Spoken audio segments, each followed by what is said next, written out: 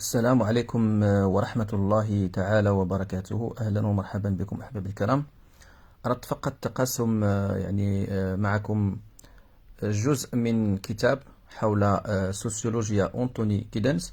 في هذا الجزء أنتوني جيدنز بطبيعة الحال ليس كتابه هذا كتاب حوله، ولكن في هذا الجزء يتحدث عن ما يسمى بالتأويل الثنائي للعلوم الاجتماعية، لا دوبل هيرمينوتيك دي سيونس سوسيال عند أنتوني جيدنز.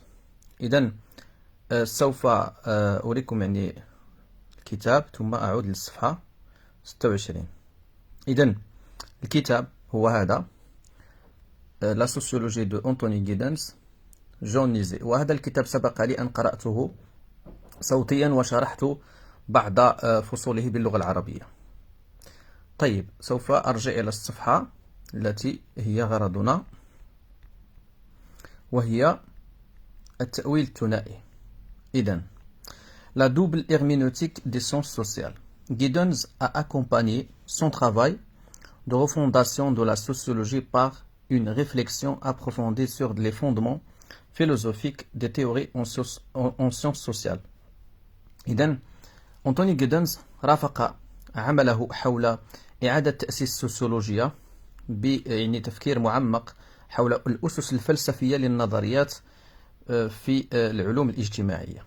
إذن عندما نقول جيدنز أو عمل جيدنز حول تأسيس السوسيولوجيا، فهو أنتوني جيدنز انتقد التيار الوضعي في علم الاجتماع، وانتقد أيضا التيار الآخر المبني على التأويل، وحاول أن يؤسس لثنائية البنية أو ما يسمى بالهيكلة.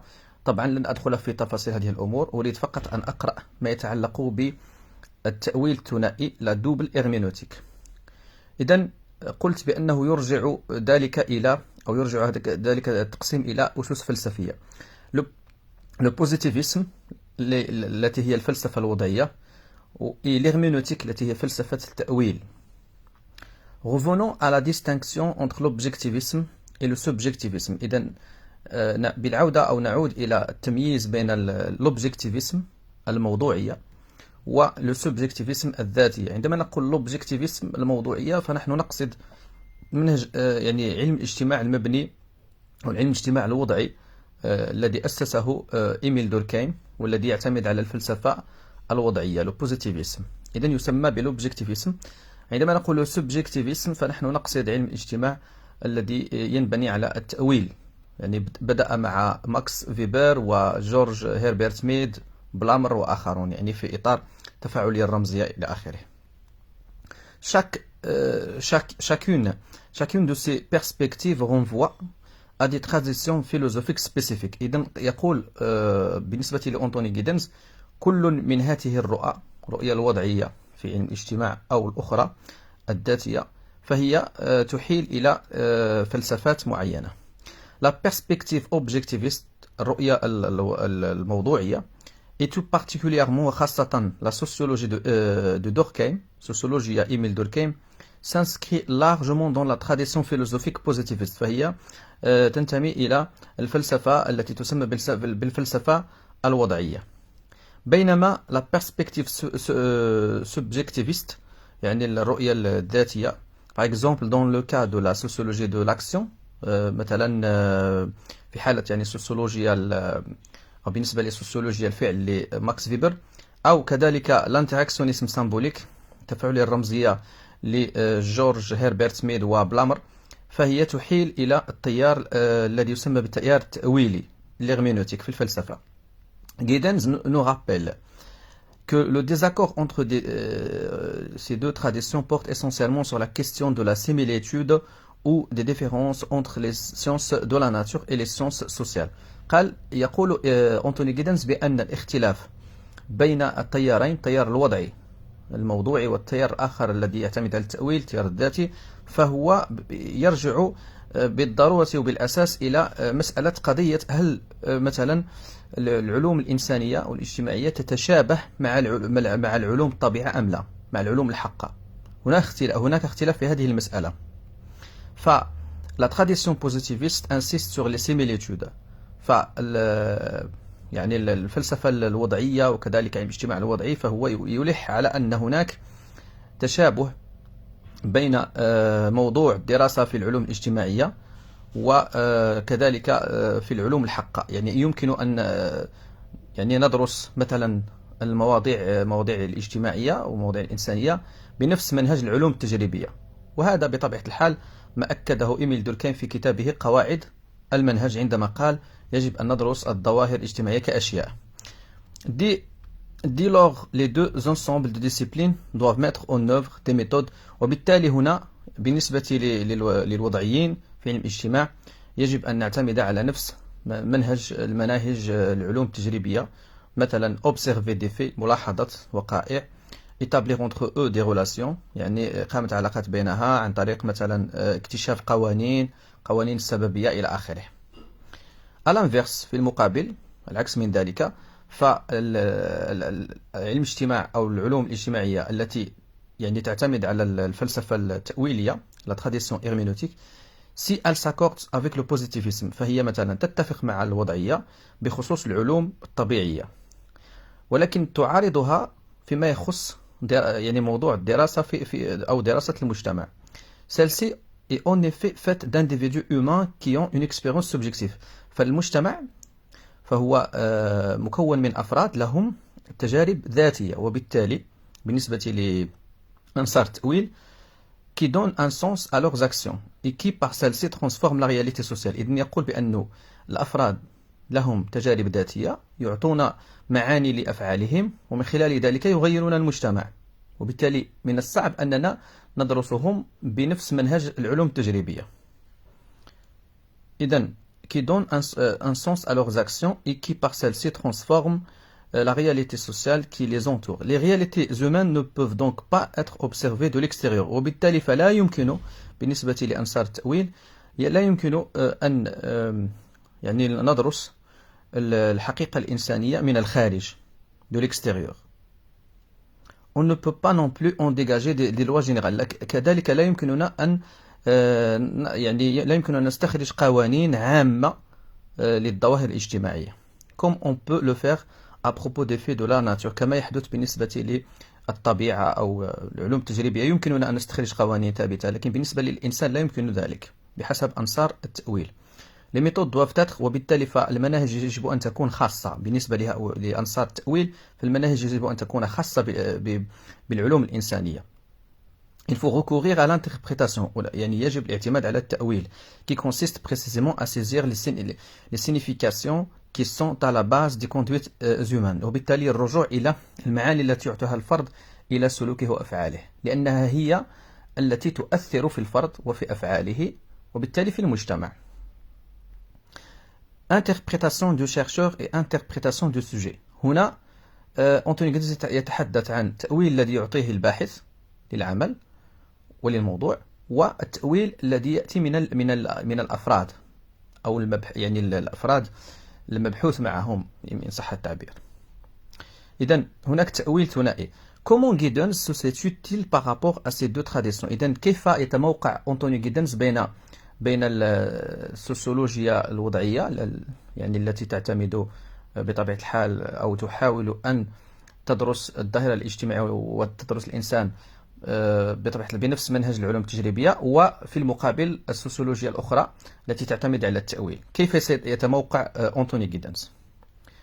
Sa position largement débattue dans New Roles of Sociological Method. إذن فهو وضح موقفه في كتابه New Roles of Sociological Method، قواعد جديدة يعني المنهج السوسيولوجي، سنة 1976.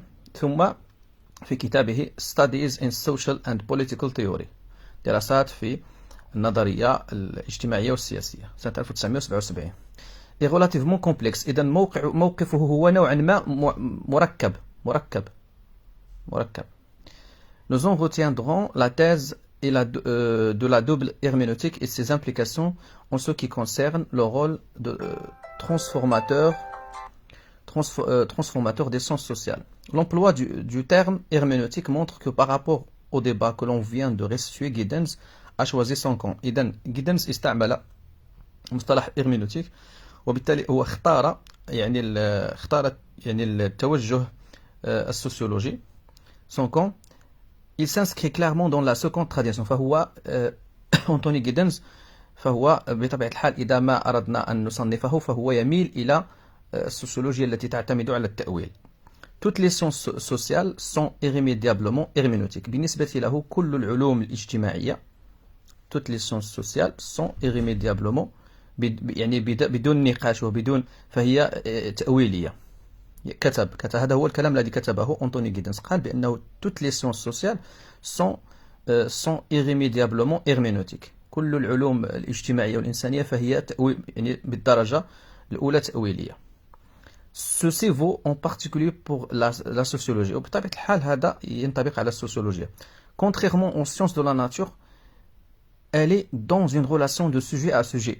يعني على خلاف مثلا العلوم الطبيعية والعلوم التجريبية، ففي العلوم الاجتماعية هناك علاقة ذات بذات sujet à sujet avec son objet d'étude. يعني هناك عندما ندرس الظاهرة الاجتماعية فنحن منها، نحن أصلا من المجتمع، يعني هناك علاقة ذات بذات. بينما ils n'ont pas dans une relation de sujet à objet. بينما عندما ندرس الطبيعة فنحن ذات اجتماع، يعني ذات إنسان في علاقته بالطبيعة، هناك فصل. لكن عندما تدرس المجتمع أنت أصلا جزء من المجتمع، هذا هو المشكل. Mais Giddens insiste sur le fait que cette herméneutique est double. وبالتالي هنا هو يعني يلح أنتوني جيدنز على أن التأويل هو ثنائي. Il y a d'abord أولا les interprétations que le chercheur propose، يعني التأويل الذي يعطيه الباحث لسلوكات الناس والذوات. mais aussi ولكن أيضا les sujets étant des êtres réflexifs، وبما أن الأفراد والذوات هي ذوات مفكرة، il y a aussi les interprétations qu'ils font des situations qu'ils vivent. إذن هناك أيضا التأويل الذي يعطيه الفرد لأفعاله، يعني المعاني التي يعطيها لأفعاله. des interprétations qui conditionnent leurs propres actions et à travers elles les systèmes sociaux. وبالتالي فالتأويل الذي يعطيه الفرد لأفعاله ومنه ذلك التأويل يؤثر على المجتمع، يؤثر على الأنساق الاجتماعية. Ces deux types d'interprétation ne sont pas étrangers. لأنه عندما نقول أن الإنسان يعطي معاني لفعله، ما معنى ذلك؟ معنى ذلك أنه له معنى للفعل، وعندما يقوم بالفعل وفق ذلك المعنى، إذن فهو يتحرك في المجتمع، يؤثر في المجتمع وفق ما يفهمه هو، وبالتالي فهو يؤثر في النسق الاجتماعي من خلال تأويله هو للشيء. مثلا أنا سأعطي مثال خارج عن الكتاب. مثلا الإنسان عندما يفهم الدين بطريقة معينة هو يؤول الدين بطريقة معينة ويتحرك في المجتمع وفق ذلك التأويل، ويكون لتحركه في المجتمع ولفهمه للدين أثر في الواقع، أثر في المجتمع. إذن أنا فقط أعطيت مثالا لأوضح الأمر. إذن ces deux types d'interprétation ne sont pas étrangers l'un à l'autre. Dans son travail, le chercheur prend en compte la manière dont les sujets interprètent les situations qu'ils vivent. Par ailleurs, les sujets prennent connaissance des interprétations des chercheurs et les intègrent. هو يقول بأنه الباحث يأخذ بعين الاعتبار تأويل الأفراد أو المعاني التي يعطيها الأفراد لأفعالهم، وفي نفس الوقت الأفراد يأخذون من الدراسات الاجتماعية ومن الأشياء التي تعلموها عن طريق يعني الباحثين وعلماء الاجتماع يعني والعلوم الإنسانية، يأخذون منها أشياء ويدمجوها في أفهامهم وفي سلوكاتهم وتصرفاتهم. هناك مجموعة من الأشياء التي الآن يعني في حياتنا اليومية يعني نعتمد يعني أو يعني نؤمن بها أو نطبقها في الواقع ونتعامل بها، وهي أصلا كانت نتيجة لاجتهادات العلوم الاجتماعية والإنسانية. مثلا سأعطي لكم مثالا في هذا الصدد. عندما نتحدث بالنسبة لإيرفين غوفمان، هذا مثال خارج عن الكتاب. عندما تحدث إيرفين غوفمان عن العلاقات الإنسانية، إيرفين غوفمان عندما درس التفاعلات يعني الإنسانية، فإيرفين غوفمان تحدث عن لغة الجسد. لغة الجسد في ذلك الوقت لم تكن معروفة، ولكن اليوم عندما نقول لغة الجسد الكل يعرفها، الكل يعني أصبحت شيئا عاديا. يعني هناك مجموعة من الأشياء التي تأتي من العلوم الإنسانية والاجتماعية التي اليوم يعني نحن نتحدث بها ولا نعرف بأنها في الأصل أتت من العلوم الاجتماعية والإنسانية. إذن هناك تأثير وتأثر. فالعلوم الاجتماعية والإنسانية تأخذ من الإنسان من أفهامهم وسلوكاتهم وكذا، وتبلور عن طريق ذلك نظريات، والعكس. فكذلك الأفراد يتأثرون بالعلوم الإنسانية ويأخذون منها أشياء ومفاهيم وتصورات. هذا ما يسمى بالتأويل، يعني بالتأثير والتأثر بين الأفراد وبين العلوم الإنسانية والاجتماعية. إذن لاحظوا معي مثلا هنا الجدول لا دوبل إرمينوتيك. سوف أشرح الجدول. لا دوبل إرمينوتيك أو التأويل الثنائي في العلوم الاجتماعية. لاحظوا هناك منطقة في الوسط، منطقة التبادل، زون ديشونج. إذن هذا الجدول يبين ما يسمى بلا رياليتي سوسيال، الحقيقة الاجتماعية، لا رياليتي سوسيال. إذن زون ديشونج راها في الوسط، منطقة تبادل. من جهة نجد انتربريتاسيون بار لي سوسيولوج، يعني التأويلات من طرف السوسيولوجيين، وليس فقط السوسيولوجيين في الحقيقة، هناك أنثروبولوجيين وغيرهم. يعني التأويل الذي يعطيه مثلا السوسيولوجي. وفيها الجهة الأخرى انتربريتاسيون اي ترانسفورماسيون بار لي زاكتور، طرف الفاعلين، الأفراد اللي هما فاعلين. لاحظوا منطقة التبادل. وهذه هي الحقيقة الاجتماعية، هذه هي الحقيقة الاجتماعية بالنسبة لأنتوني جيدنز.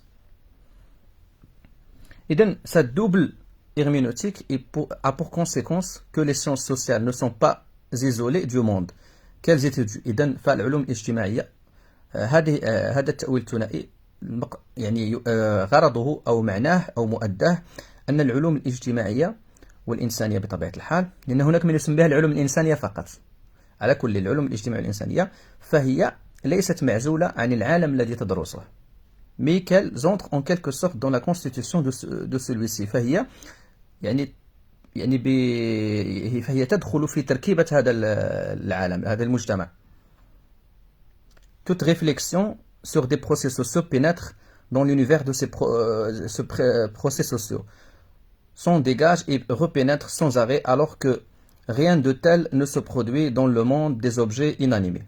إذن بالنسبة للعالم الأشياء وعالم الطبيعة، الإنسان لا يتدخل، ولكن في العالم الاجتماعي، الاجتماعي هناك تداخل بين العلوم الإنسانية والاجتماعية والفلسفة وكذا، وبين سلوكات الأفراد وأفهامهم. دائما هناك تغيرات. حتى مثلا اليوم قناعاتنا وسلوكاتنا تأثرت مثلا بمجموعة من الفلسفات والأفكار وبمجموعة من نتائج العلوم الإنسانية والاجتماعية.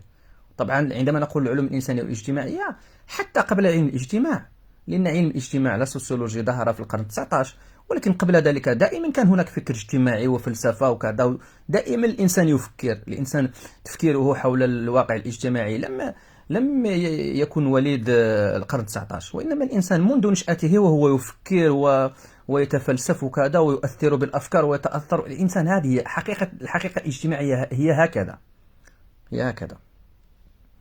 إذن على كل حاولت أن أشرح الأمر من خلال هذا الكتاب، كتاب سوسيولوجيا أنتوني جيدنز، لأبين موقفه هو وكيف اقترح ما يسمى بالتأويل الثنائي، لا دوبل إرمينوتيك، في العلوم الاجتماعية. قد وضحت رؤيته بشكل مفصل، والسلام عليكم ورحمة الله تعالى وبركاته.